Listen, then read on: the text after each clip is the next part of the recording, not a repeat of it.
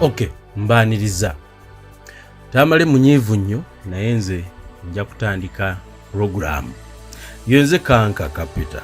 Mutabani wa Mole Namatovu mirundi bwe tubeerawo mu programu yaffe eyitibwa Political Doors. Nga tuyingira omwaka 2021 njagala ojjukira ebigambo by'omusajja ono. Musajja mukulu Geoffrey Chestalo. Message ya musajja ali awo is very simple man. Very very simple. Agamba nti akubye tochi mu 2021 ebiribaawo naye najja n'eŋŋombo nti in 2021 there will be nothing to declare and nothing to hide. In 2021 kikwate ne kigambo kino, there will be nothing to declare and nothing to hide. Ebigambo bya Geoffrey Chestalo saagala byongerako nnyo. Kantandike program. Mutabani wa Mole Namatovu mirundi Yozefu Tamale mirundi senior. Tutandise owakanya emirimu gya gavumenti no abantu abasinga bagyegomba bagasinga nkola. No, waliwo omusajja gw'ofumbirwa oba omukazi gw'owasa n'akukyayisa abasajja. The 14 humiliating years I spent in the State House. At times, even the mentioning of the word State House causes me sickness. Are you serious? This is not something I want to hear. What I went through. But as they say, I was exposed to the system. I knew what it worked. I had never worked in the government. And as a result, I don't allow my children to work in the government, especially except those who had already acquired jobs there. When I said that to work in Museveni's government as a minister, I rather work in the public toilet as a volunteer. Many people thought that I was drunk. I was not drunk. Because in a public toilet, if there is water, sufficient water, it is toilet paper, tissues, what else that another person wants. Of course, when they use them, they go. Yes. They don't bother you. But in this government, even the illiterate, those who never went to school, these people believe that all of the money in the government, like the ancient Karamajong, you look what this book. I wrote this book, Why Baganda. The politics of wheelbarrow pushers. Yes. All of these Baganda have been targeted, discredited by Buked and the New Vision, and the jobs have been taken away. Dr. Nassali. That's what I say. One would take up Shenga will pay. A mercenary remains a mercenary as long as those who enjoy his services are still in charge. One would take up Shenga. And I've compiled, I've collected all of these newspapers articles. I've directed to these people. I've also come out with another book, Casualties of New Vision and Buked, implicating Kabushenga, Kabushenga's newspapers. Kabushenga came here with the Tony Socks. Kabushenga came here with Akavera. I can predict it. And when I make a prediction, if I make 10 predictions, I see 8. Kabushenga, who came with the Kavera, will go back in Akavera. In Akavera. If he's not lucky. The public will pounce on him. That's one. Number 2, I came out with this book recently. Sodomizes Kutes. is an offensive title. But those, because I'm going to talk of very little, I want people to listen to the recording, analyze it, internalize it. Normally you cannot get the voices, to understand the voices, because there is a Chinese technique which changes voices. So you cannot understand the speaker from what he is saying. Miso has achieved what I started it for. When the mafias attacked me, they thought that I was a walkover, that they would just say, and Museveni wanted me to kill Tumwebaze. There was no way. Tumwebaze, who must have minded my removal, through effect tape, Museveni could send me to President Narija, but Tumwebaze mut. Even today, if we meet in a refit, it vomits a corpus. Onomukodomiwe. Oyo yatwala 5 billion azitwala. That money will urinate the money, will vomit the money, will go to the toilet. Ajja kuzinia. That money will kunia that money. Yankuba natwala 5 billion as they usually do. After taking, look what this woman, Nasai. Nasai doesn't have children. But when they wanted to take $10 million from the judiciary, targeted her, and she had received a job abroad in UNESCO. Humiliated her, arranged before the gig. Oyo mukazi muli agonja. Oyo singa yeregera kunze, singa lijinja mulalu. Look at this man, Chivumbi. Chivumbi was accused of spending 80 million. 800 million on a toilet. The money was a mobsters. Is he a fool? Because they wanted to grab the money. Look what Byandala. Kabashenga in his editorial, which one would swallow in Yakatogo. Recommended that Byandala should be arrested. He was arrested, sold everything. When Tumwebaze and Kabashenga had stolen the Katosi road. They will pay. The newspaper recommend who should be. Tumwebaze will pay. Kabashenga will pay at an appropriate time. You listen to the tape, the recording. You listen to the recording, the confession these people are making. As they are regulating it now. Somebody in the recording says that they thought that I was a corpse who could be thrown away, and then Mbakbie Njabakuba. Mbakbie said Oyo Mulenzi. Ate dogo lyoli manyi obori mukodomo wa Museveni obano. You a human being. What about who marry queens? What about those who marry the kings? The king's daughters. Not in small kings like Buganda, but kings, very rich kingdoms like Saudi Arabia, Morocco, Britain, Spain. If somebody who marries a daughter of the president can believe that he is in charge of everybody, I pose the question to this young man. If you marry the daughter of the head of the Anglican Church, does it mean that you are going to control the entire church? Of course, you end at the marriage. You can't control the church. This man is conduct to turn State House into his own. It's a national park. The man turned State House into a national park where he goes and hunt.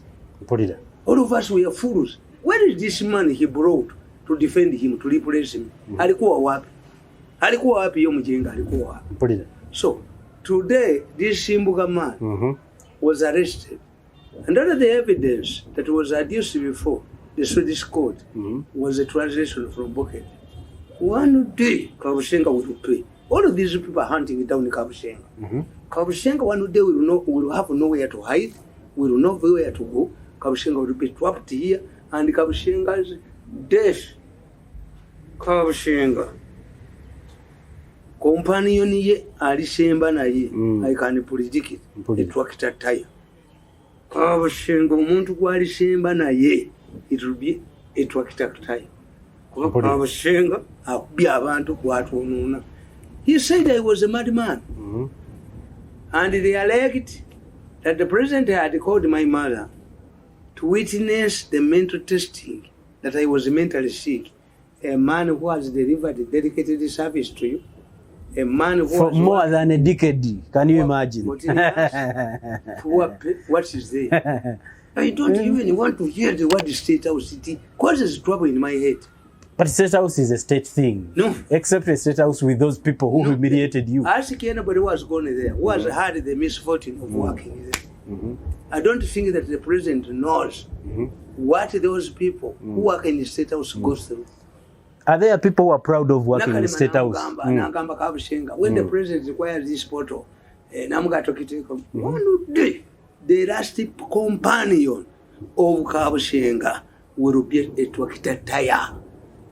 Apende, Kabushenga apende asipende. Kabushenga came with the Ekavera, Kabushenga to go back in Akavera. Everybody, so whether he talks to the Kabaka, whether he does what, whether the Kabaka gives him what, Kabushenga will end up. Ngari kumpira kwa Twakita. I'm telling you. There's other important point I wanted to find out to tell you. Is when you listen to the recording, the man is complaining that Bobby Wine has grabbed his party. You see, I told you, Bobby Wine, did I tell you, I've been saying that Bobby Wine, I witnessed an incident where a powerful minister was giving people, voters, what the ordinary people call a mazike. The 50,000 Ugandan note to vote Bobby Wine.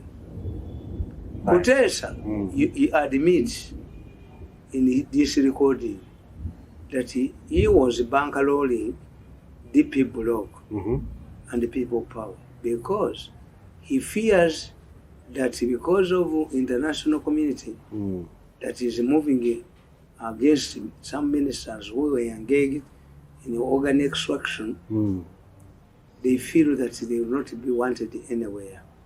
Kutesa says he does not admit that's one of them, but he says he does not believe that we have free movement in those European countries. And he says he supports his decision to investigate in both DP Block and the People Power.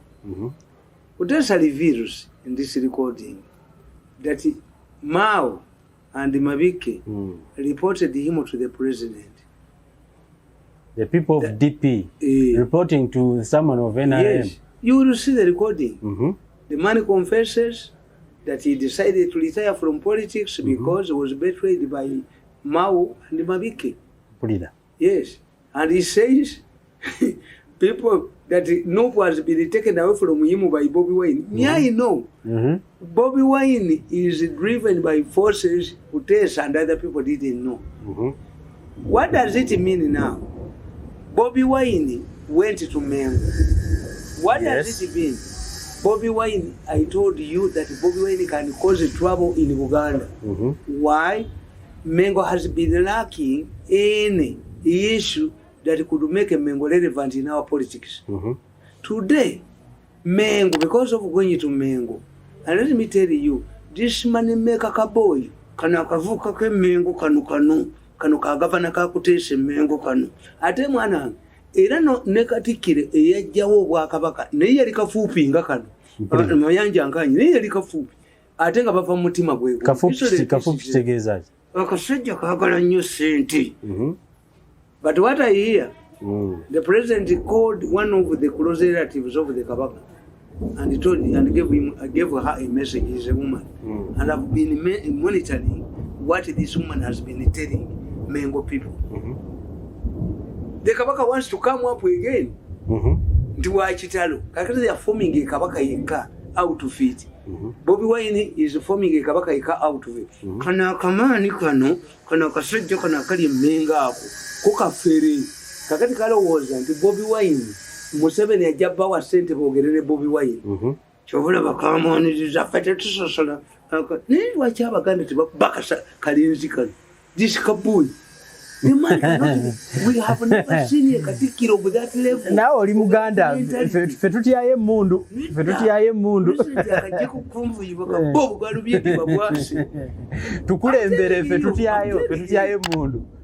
And you see what is going to happen in all incidents where Abaganda are incited against Museveni is Museveni ukulopusa Mengo. Kati ffe tujja kuba Abaganda basirise Abaganda bamulemeddeko tugenda tujja kuwulira nti Museveni yayisa ab'Emmengo abawadde. Nekyembuuza mzee, is it wrong for Kabaka to receive someone like Bobi Wine? No, how? Nedda ogoti yabakuba Museveni n'abakomyawo nabagamba nti Abaganda tulikyawa Museveni mu history books. If I write now, the person who brought us the Mengo program, people had forgotten about the Mengo. Museveni yatukomerezawo abasajja bano obusajja ng'obwo buferefere bubeere Mengo. Kubanga Kabaka yatuze mu medieval ages. Olukiiko lulwe. Everything is his. This is medieval. This is Mutesa the first. Emirembe gy'egyedda. If we had the intellectuals in Mengo, you are talking about Bataka. How many times has the Kabaka met the Bataka? How many? Mpulira. Mutaka simanyani. Akasajja akasinga akajja k'abakuumi Abaganda ne bakatimpula ne kakoma okunoonya bw'ona bakatunda bwekati bw'ona bakatunda bwekati omanya kanoonya ssente kati kafunye eddiini. So Bobi Wine has run away from these people. Bobi Wine has run away from Kuteesa. What Bobi Wine today enjoys, although Kuteesa has contributed some money to MPs, what Bobi Wine is now doing, Bobi Wine has graduated from a musician to a political party leader.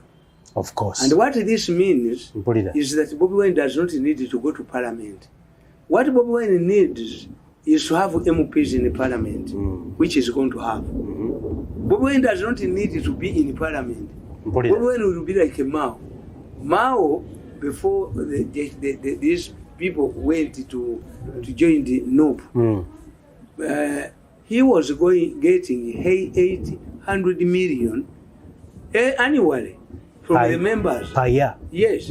What if Bobi Wine manages, because there are 72 or 8 MPs from Buganda, because what I can predict it, the moment the Baganda singatuba bakasajja kano tukabira ddala Museveni n'atabayita akasajja kano Abaganda ne bakafundiriza ne bakabanga kafuntula entama ne bakabanga ne tulabayo omwami wa Kabaka ne tulaba omulangira yingira agende waseka ne ba oyo omulangira wasajja ne bempale ne bajimujjamu ne banalebeeta ne badda mu gundi abo ne baleka politics. Kakati what is going to happen? All of these Baganda MPs are going to go to Mengo, which they are ignored. Museveni is going to cause us trouble. Ajja kubayita. Never anabayita ajja kusigala nga mbakuba. Museveni is not a Muganda mu Muganda. Museveni can resort to political experience to get votes from Buganda. Of course he is looking for votes. What the president needs to do is to isolate Mengo. Tabayita ne Kabaka tamuyita akulenga luliro yalete teke kambwe. N'aleta Kabaka teke kambwe yali akwata ebisumbuzo. Teyadduka. Yali ategedde nti bamuvumbagira. Bwe yagenze bweru naka nti abuze. Wabaddewo gisemogere bwamuwadde ki. What the president needs to do is to isolate Mengo. Don't call him Mengo. No. Kakati baba agambye yayise Joyce Sebugwawo. Toyita y'omuntu n'omuntu lekera akasajja kano kajjeyo omutwe gwe tulekera omulangira yenna gyeyo omuntu wasajja bamubajja ng'aleebeeta wasajja ensi yali yagikolera Mengo obuzibu bw'Emmengo buli ki obusinze okubanga kati ono ayagala kukola Kabaka yekka best in Mengo. Bobi Wine kano kasomulaba bwati kasaka nkabala bwati ngalubindize ng'asimeriza eddiiro nti Museveni abayite nedda abatulekere abenaali mutwe kumbe omulenzi oyo agw'empale bagimuggyemu wasajja agende wasekandi bamubajja ng'aleebeeta balangira simanyisa bala bamubekaazi bagimuggyemu simanyi bakulu baabika ennyimbe ziyimirire antiru ng'akalulu kawedde omukulu w'ekika yenna akuba bamuyuli n'ekkanzu ye. Mzee kyogamba wagira abana abakubye tiya gasi abakubye omukulu w'ekika ky'Embogo because myamwe lwaki let me tell you why does it mean that you organize a function for the clan leader of the Buffalo clan in order to invite Bobi Wine? If they were intelligent as I am, a brainy person, I would start with an Inchima Kirani reader or Lukafe Kirani reader. And we end up, so then we say, we have been visiting all clans. But if the Kabaka disappeared and being kept mum, requiring the president to clear the air, attacking the social media people, what has the Kabaka seen met the Kabaka? Because the Kabaka is a Sabataka. Has this Sabataka had the time or the Bataka to see their patron? Have you seen a meeting of Bataka?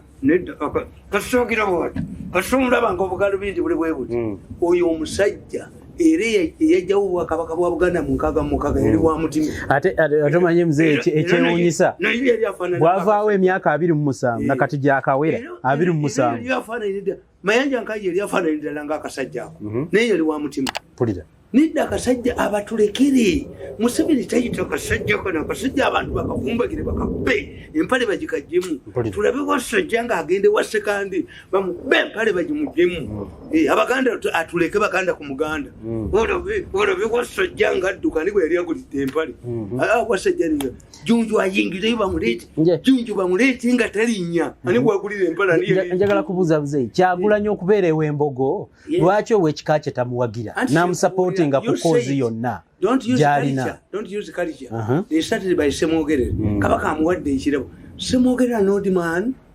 Wano Kabaka yalonda Semogere okukulira egundi. Baali bamugobyeko abakristaayo. Have been here. Ne Semogere najjayo omuntu omusajja omukulu kubaali yasembe. At your old age, what type of Baganda are these? If we had an opportunity of changing our tribes, I would apply. And you go to which tribe? Nogena mweriwa. N'abasigadde sibazaala mbakazi Baganda. Ono mulenzi ya pasente na pasente nakola nti naye katekera wabo ewango otikirayo okutikira means cover that you get some benefit ewange waliyo ekyamayeka ewange waliyo ekyobwakabaka because I never went to school on a Mengo scholarship kati njogala mbuli omulenzi oyo ngajjawo obuyinza obundagira ne Museveni yajja bayita abawesente era kati mayika alamuza mayumba bamulabye nakolebye na politiki agenda okula kuba no agenda bayita yayise sebugwawo joyise sebugwa agenda kubayita abayite abawesente nga feta tuwadde naye katumwekeza omuli kale ekitegeeza Bobi Wine ogenda eri emengo project ya mayiga era yamwagala agobaki mukaddeme bwaliko obugalo bindi bwati oyo omwana omufere kanzu mpulira oyo mufere yennyini omufere kanzu kati yesuzaala muzamayumba nti what Museveni is going to do mbw abayite ne Kabaka you give them money to give them money azibawo alabe tuleke tumuteekako katuusa fenna abantu be mu Buganda tuleke tumuteekako katuusa I isolate this group they have been inciting people Kabaka was yakwatanga bisumuzo n'agira bwate we have been defeating these people Museveni crop safu Mengo Museveni yatulemeseza Mengo singa yafadda omuli Buganda Depot yebba abantu abapat gundi banka ya Buganda ono omwana akubi nasoloza sente zonna natuka n'okufumbisa mukazi muwala we mu Ministry of Finance apesente oyo naye muntu n'ogira bwati obugalu bindi naddira gundi marathon ya Kabaka ogenda kulaba bubina bw'abakazi ne wasajja why do you bother about these people I can handle Mengo alone I see yes Baganda the moment Museveni we hear that the president because I know I have monitoring equipment technology the president met Joyce Sebugwawo and I've been hearing what Sebugwawo is telling kakati ono kyekimwewaza adde yakimendala if the president gives Mengo money we are going to abandon him. Njagala kumanya muzee Buganda yoweeri mpoza abalimu be bayinza okukola obubi bamuzegira ku bwongo Buganda kyerina okukola okutereera because it's a kingdom that is here to stay. The first time when Kabaka had no role when the Bengo did not poke his nose but the Kabaka cultivated and brought to Semogere kati abaleeta nidda abatulekere tulete wasajja demali nyewa sekandi beba mmenya amagulu tulabe enkuba bweta tonyi ani aliye bwa wasajja mutubuli abalangire bakoleki abambeje bakoleki What do they have? Buwangwa, bakuuma Any obuwangwa. institution that does not add additional food on my dining table is completely useless. Mpulira. Yes, Abaganda is unity. Mpulira. Have you heard the Katikiro fighting for Maiga? For harm? Yagenda yonalia saint no You're trying to tell me Abaganda babera mbuzi talabika yali alwana aleka mukalo bintu kasomula bakamusungu ngale so kugalubini ngomanya ine jagenda okuba mpulira buli lwagenda ba abo ba makubuya naleta emiliyoni 10 kyeze wa Mandela mukabakaze ku no ba Mandela na ba makubuya n'obukoti bw'obukonokidde no ba ateke ndi bafulumya akakatabo nakempa bebasuula tefe bebasudde baga abavuka bemmenga ababayina obukoti obukonokidde when I expose them because for me wange tewalinyeyo faaza okujja kunga zetu nyumyemu sikubirwa simu in fact I want to apologize. One of my friends, historical friends, is a general. He rang me and he tried to tease me. Who are you? Are you hiding? And when I'm abusing, I thought it was Bajo. Mwenye ninyelea Bajo chezekeza. Chibaji. Bajo yali mukuwa nsimbu. Nga mwana muto. Nagwa mu kyoto. Kati bamubajjirayo fense. Ye Bajo. Nteriyo Bajo. We know mutu Bajo nyinda kitunuli. You examine Bajo's face. Erinnya Bajo lyava muguwa nsimbu. Yagwa face ne bamubajja. Yali muguwa nsimbu kaso gwensimbu omwana bwagwe nsimbu. Obaba dafumba kya yagwa mu kyoto. Kakati Bajo wano wabajji. Nedda sibya kuvuma. Lukwati. Ngenda tekako ekifaananyi kyendabe. Bajo kana akajjako. Ayina gundi banis. Bajo kana akajjako. Nteka waka kadowaka oba Bajo nga bamusekano tekavaako. Kiba kya mutumya Bajo. Mpulira. Kati nga nti Bajo wali wabakubira musimenye Bajo akuvumi. How can I comment about Bajo? Because commenting about Bajo means I'm giving him political mileage. I rather way nzo kwogera ne Bajo ndululi embwa zange nga ziri emmere. Mpulira. Ayeyo nti Bajo naye muntu. Ku social media ina coach. Bajo music promoter, promoting abayi. Mulabira Bajo. Mpulira. Tinaye muntu gwe mutunulire enyindo. Nabaga nti abantu abo bali fani. Kana kasajja ke bayitani Abitex. Bali wakala kanu bakayitani. Mbumwe kwa gwanga seremba. Ako. Toma wali okalabyeko. Kayina katonda bwe yali akatonda either bali balongo ba batokisi. Kati kayina bwe kati eriso liri eno mu batokebe. Kati no lwali badde olunyanfu oba olubajo we wali enyindo n'omumu. Look, examine this man. Uyo Seremba siga yasoma. Yali genze mu bali ko buli mukubulamu kwa. Ne Seremba akwagaza ki? Buli wamu akulumba. Ne babu wa sente. Katika kana kali kanerega mumbu. Baka isaka chupa ndalo iso yakagulire moto baba. Ako inkobe yeripa kunyina wako. Ile kafana ne inkobe. Mpulira. Ogegenyenze ona kuzanya mu comedy aje akazanyira wabani bakaso omutwe mpulira bali bagenda ogegenyenyo ko nekitawunga bazalo ogegenyanze mu family ya mumwe namuli basiru kujampigire kunzi mpulira bali bagenda kakataka bali bakaso omutwe mpulira kre kukumira ko nakabera muto yipanga kino kikikere kiri kumbata ekyo musibiyese bakizana abe mukibi mukikyali kikare nani cyo kola umutayimba bakyaso omutwe kyaduka kikere kiri kumbata ate yakola ki nga agachifune musene wamwe muri basiru mpulira if you are stupid if you are temuyina mukanna kamu don't jump on us who have invested mpulira have invested that's why I'm a very arrogant man I started as a newspaper vendor ni munno bagamba wali okozeko n'olupapula lwali talipota nereka muzi yano ntwali wana analogant man lekemu ndio solo kunso ne mzee you have made a lot of investments in Buganda nge yonone katolowooza twalina kino kolebwa iwe Muganda you have heavily invested in the kingdom calls Mengo people ekisenge kyabacho era bulijjo bwatukola tuba tusimbye ekisenge kyaffe ng'Abaganda ng'abagambwa ayise kabaka bateese nga kabukedde kakuba kakulubya omutanda ne Museveni kati gabonna bapanikinga nga nankabirwa yawunye edda ng'avaayo Nankabirwa yawunyeddera Wangabi Nankabirwa Wambogo yesooka okuvuma Bobi Wine kati ate butugamba ki Nankabirwa yawunyedda Nankabirwa ali mu ttiimu eno Museveni gyakubye nga balina bye bamusuubiza akuba Kadaga kakati mmwe era ne bakadaga mbeewuunya Kadaga, you were the Speaker of Parliament.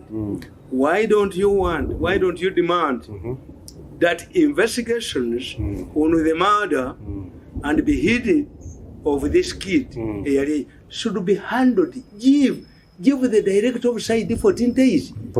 Nekadaga asitise kubanga bakinkola mugenda mbuuliranga booge kuteesa ayogera atisify omusajja amubuuziza why didn't you reconcile with this man 4 years ago nga tanafuna technology ono naga nti atwali tulowooza nti musirusiru tujja kanyugeeyo mirundi yazaalako omwana omusiru mirundi fe mu baana baffe mulimu omusiru wali ogenda ku jirikiti embwa ennamu bagisula ku jirikiti oyo omulenzi oyo oyo omuko yajoga atajogebwa yalinnyo omwera manyo yatakula ensanja bavu yali akamula lyowakyenvu ngalooza nti lyenvu myamu terrible call me a mad man but you cannot humiliate me. I'm a self-made person. I regret even the days I was in the state house. I made losses. Humiliating ourselves. Even to those who failed in school, who never went to school. Every time you hear Mbegun, never quite kifanyi. Abana never kubeshimu. Abako never kubeshimu. What is happening in Mzee? You are in London. We are not getting any stories. No. I regret the day I entered the gate of State House. I regret it. It retarded my progress. I'm telling you. Wali otambula. Mpaka lwagende eyo. The consoling factor kambabuli. Abantu bonna kakati. Abakubiddwa. Kacham is in Canada in exile. Kato chief of photographer is in exile. Many people have left the State House to go in exile to do your jobs. Where do you find it? Abantu abakoze fena je tusuubira sente. President yagamba nti abagala ogenda bambuli tuwa sente milioni 200. Most of the staff resigned. Most of the staff resigned. What was there? Nganzo omusajja omugagga n'ogenda ku Christmas bakugamba nti president agenda ku meeting abagenyi teri kulya mmere kubanga emmere bagibbye n'ogenda ku country mu hotel weegagasa mu from State House nga tebabasasula bababanja. I used to move with my money because I was a rich man. Ne babagamba nti mugenda kutambula bweru ennaku 4 days. Ne bagamba nti olunaku lumu mubeera ku nnyonyi n'olwokubiri 2 days. Ne basulanga bana. I don't know. Abantu bomu State House. It's not enjoyable. Tewali gwe bayinza kujoga nga ne mu government sente bazibbamu.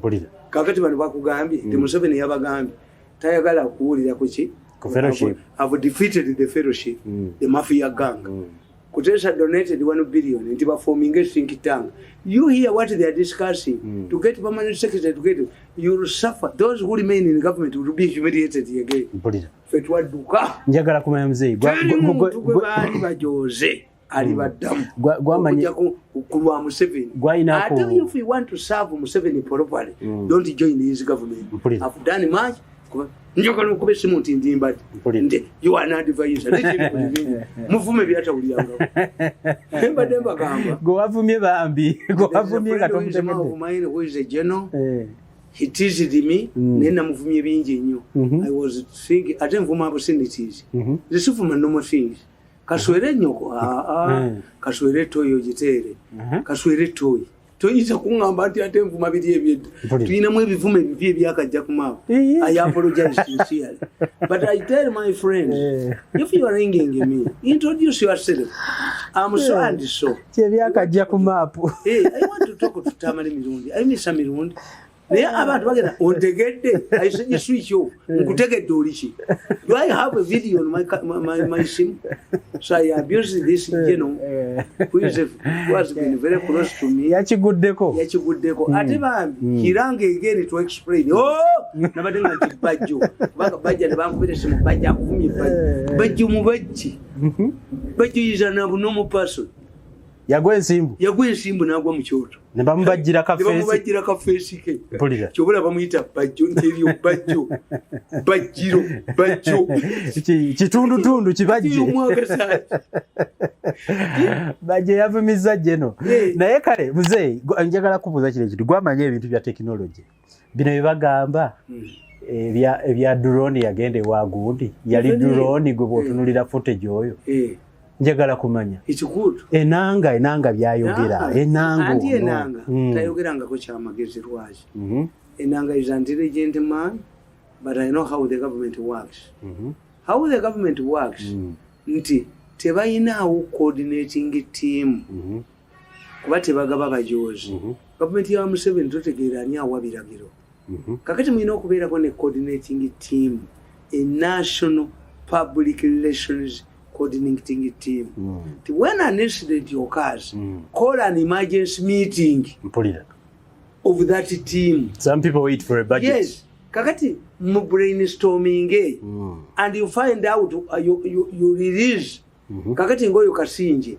yagambye abemengo nti abetonde obetondera otya niche bajja kola ekirala kubanga what they want is to violate covid rules abakulu b'ebika bali 5 baagala kumenya wo covid rules kati ekya gobetondedde tibaba kubye muti ya gas kakati nalabyeyo na an idiot no, it shouldn't be the police to apologize the president himself kali mu kanzu kambadde tekaina munanda we ya bulutu waliwo pajamas bayita bulutu tekaina na toilet wabo wako kapa mamukavira eziberamu oluuzi kagambi n'entu yoko n'entu but the president should apologize kakati ye oyo kasinje tamanyi mengo nti if you apologize were they interested in installing this man how come that this clan leader belongs to the Buffalo clan how come that Kagwa Emunyolo is now paraded as a member of the Buffalo clan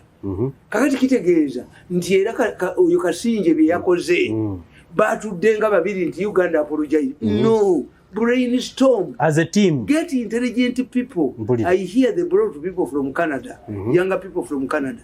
Eraba kugamba nti ekiri Canada abana Uganda bajja kutingania ku street abana bababbi abali kuno bayina amayumba basomera ngulu n'abagenzo okuba ekyo kulaba gwe batuga bamutugire ku street. Uganda is located there in Ontario because the civils have own expensive posh houses in Canada. So I hear that their children are here. Why do you bring these boys from Canada? What can they do that Ofono cannot do? Why do you bring Dombo? All of these things. The problem is not the information flow. How to manage information. Information is managing. Wangamba muzeeyi nti waliwo some president yajja n'abuuza nti bali bakozesa wali totegeera kakati enanga ebyo byayogera ye tasobola kutegeera ebyo byayogera. No. Kakati nono omukazi nabagamba I'm not excited about a woman.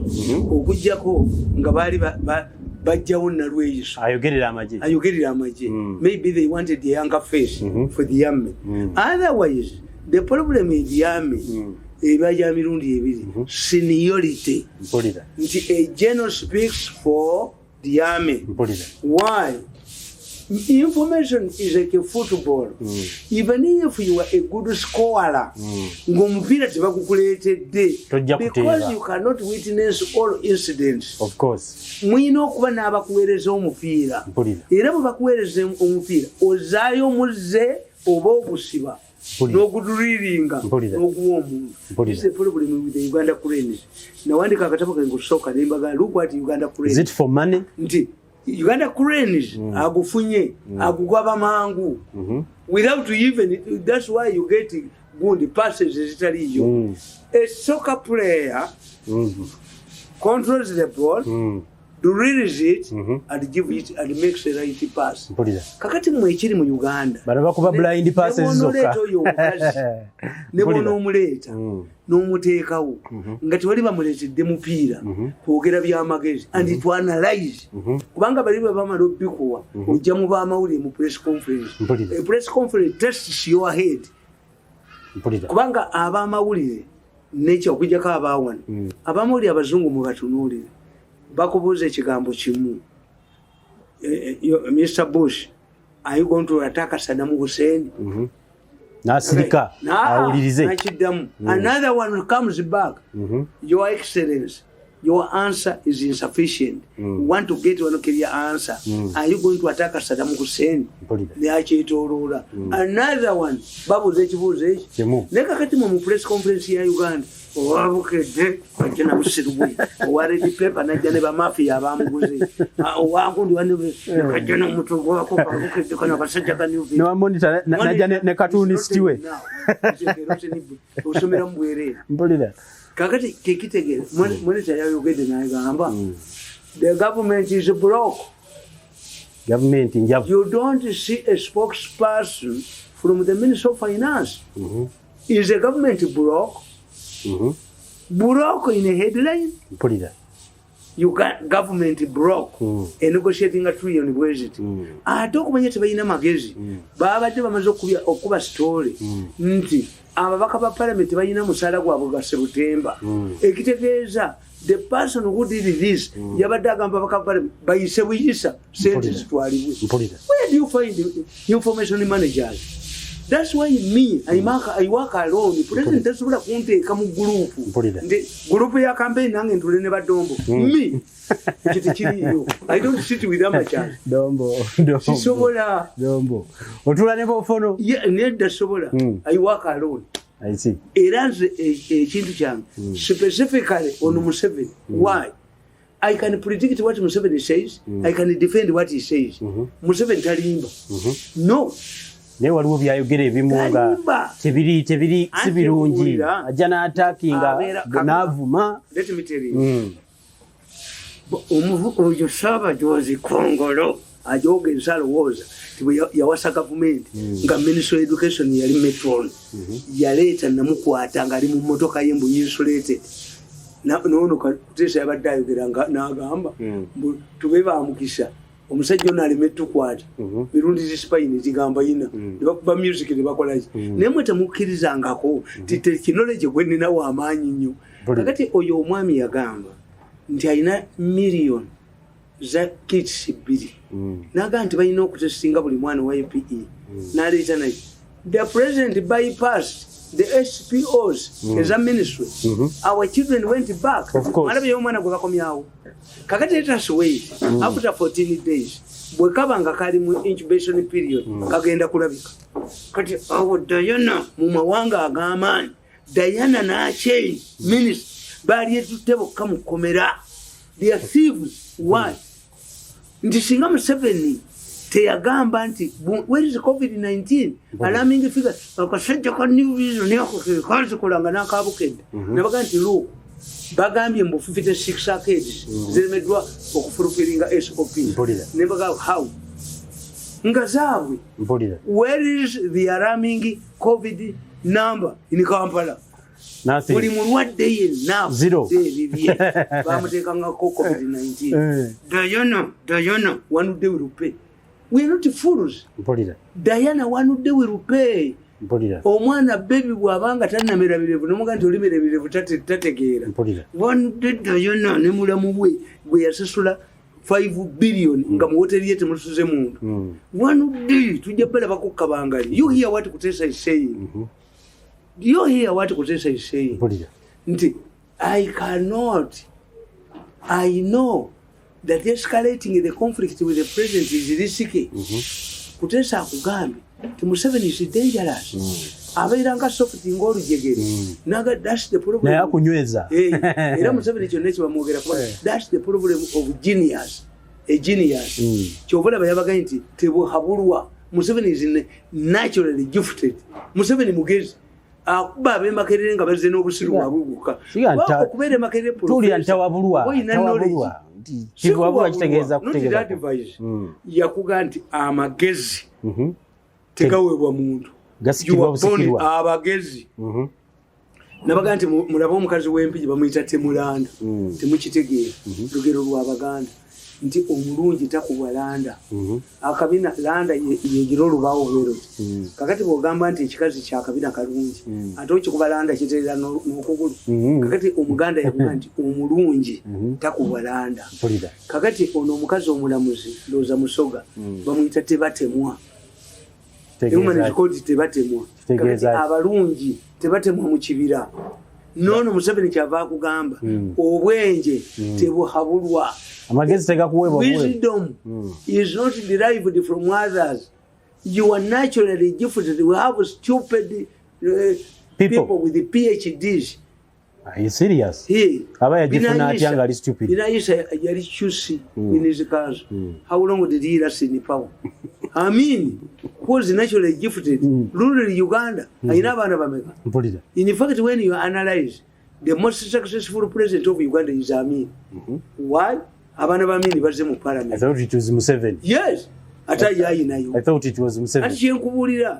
When you analyze former leaders, aba performance, omwana wa Binayisa omukulu yafa muto nga yedita wa Uganda Agas. Omulala yadifiringa mwana wakati ne batwala mu komera. Omwana wa Yusuf Lule, Waswa Lule, omusanga mu musana nga yambadde gambutus. West State. Omwana wa Beni Kiwanuka yazanya zala natunde wa kitaawe owobote yali muki owa musazi omwana we tasobola wadde bano bamuwa hayipinga teri mwana wa musazi asobola kwesimba ku kyalo n'awangulako. Yes. Amin is celebrated of all former presidents.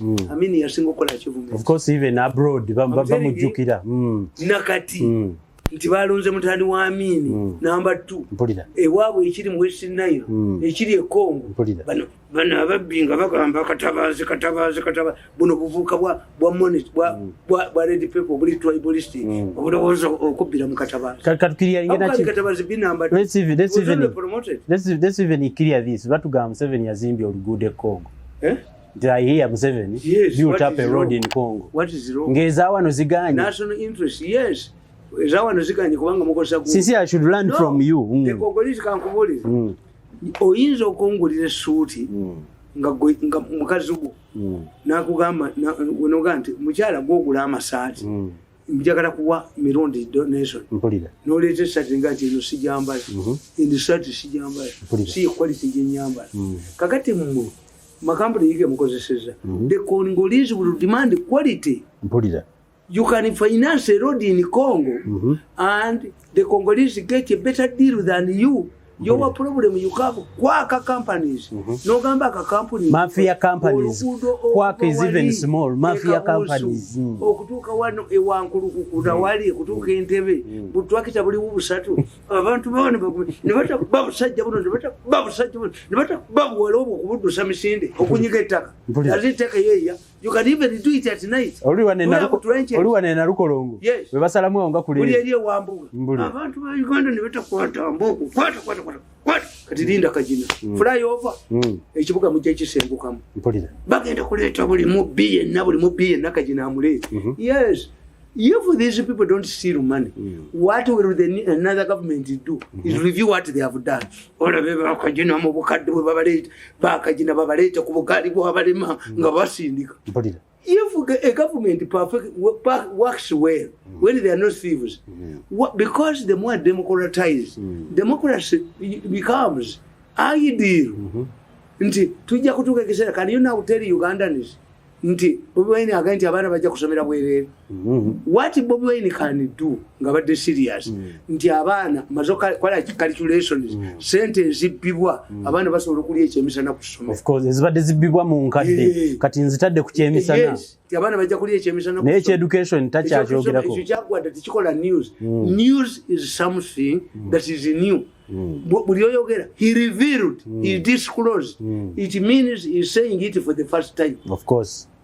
Mubatwandika amawulire. He revealed. Revealing means talking something for the first time. He disclosed about a day. Kakati, what will another Ugandan president do? okujjako okufuŋŋana bano kyobala akuteesa listen to that tape. Buy data. Listen to that tape. You will see how where I have defeated the mafia gang. The things like I was saying, you need to override them. I hope you understand what I mean when I say you need to override something. Exactly, I do. I really understand. It's like to overrun or to overcome using a rather better skill. Exactly. You are now getting me. So we are looking at several things, and when you look at the current challenge, there is a lot that needs to be done.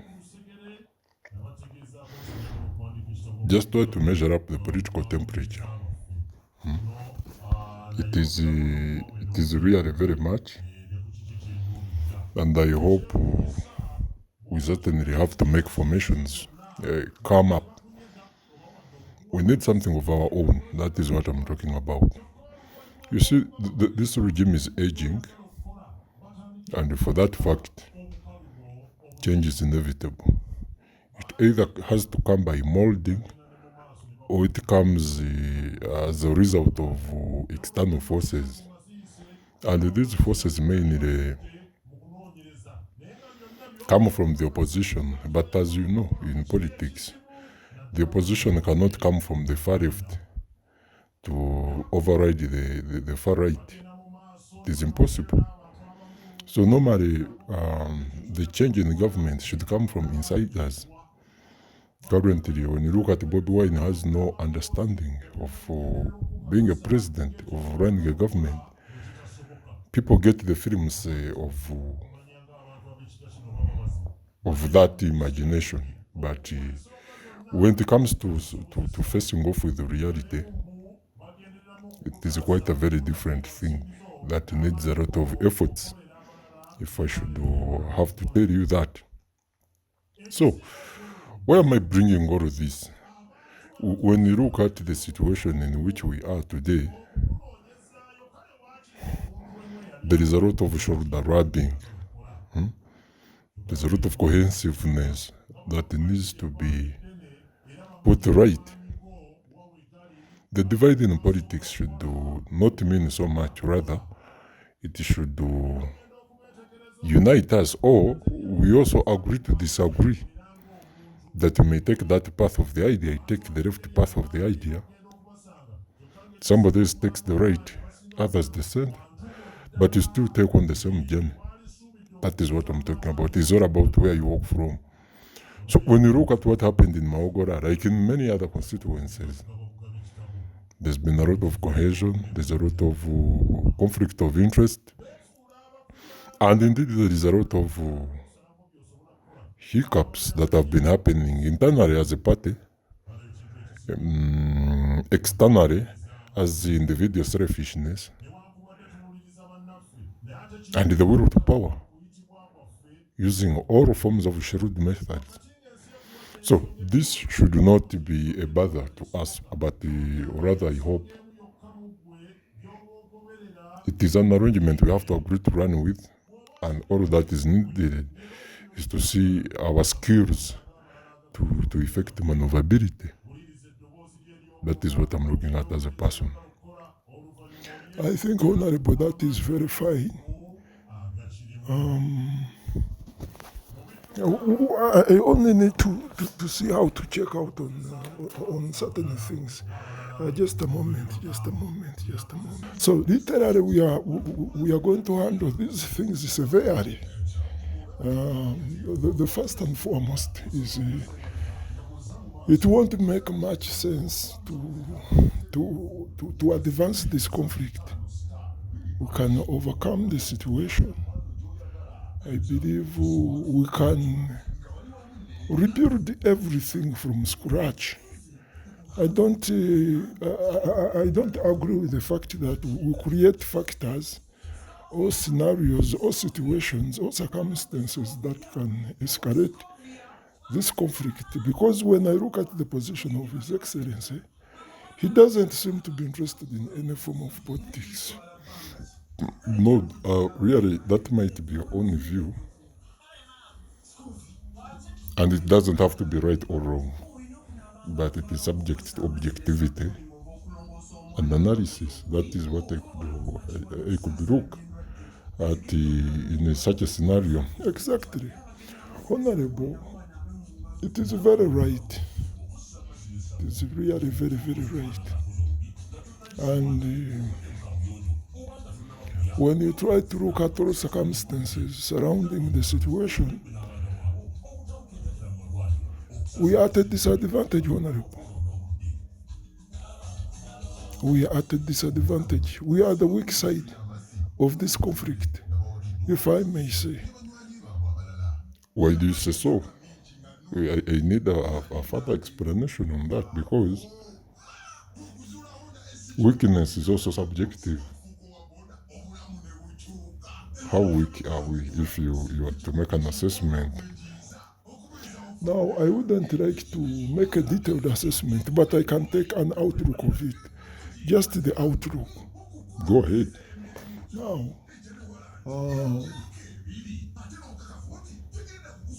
at the current time, the would-be adversary is holding power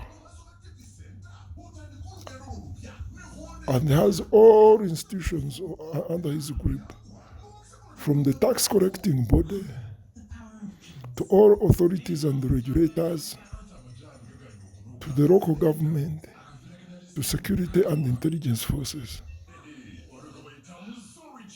Now,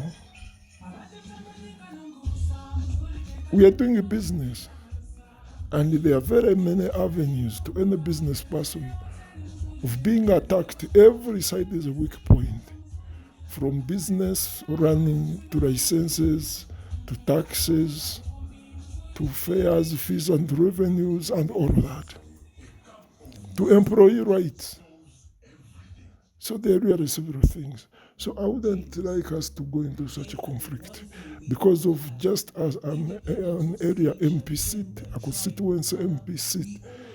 Should we advance such a conflict over such issues on such a platform? Does it really make sense? You know, there is a wrong interpretation about power.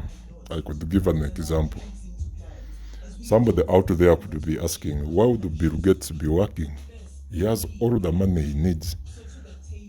Even if you gave him 1 million people to feed and educate, he would still have that money for almost 10,000 years without running broke.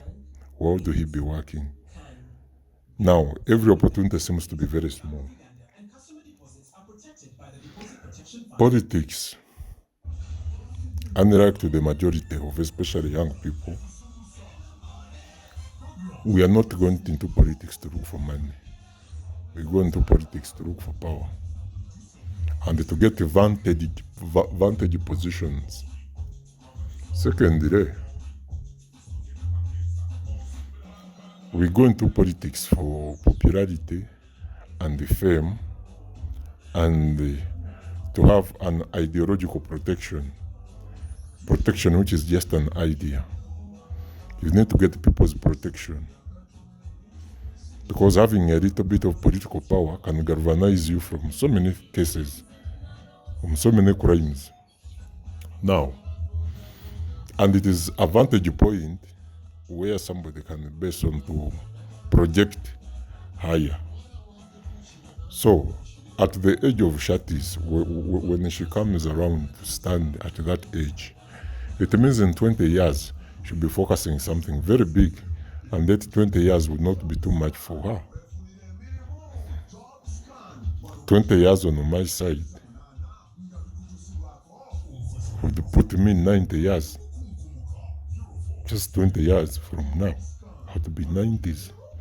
20 years from now, His Excellency would be 96.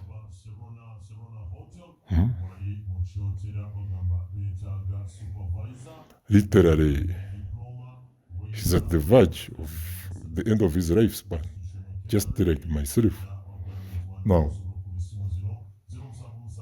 Professor, I believe in your knowledge and the psychology, and you know the psychology behind the power, wealth, authority, and the prestige, then abundance.